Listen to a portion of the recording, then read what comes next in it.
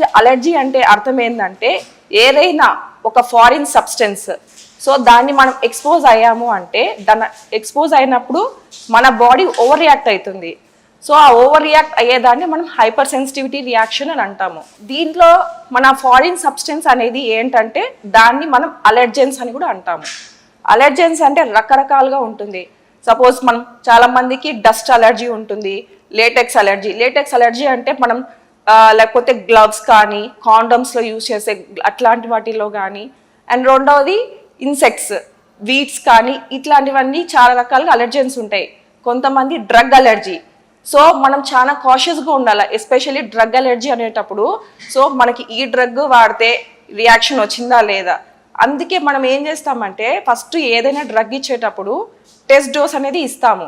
So test dose ఇచ్చినాక ఏం reaction లేదు అని అంటే మనం అప్పుడు ఆ డ్రగ్ ఇచ్చేస్తాం.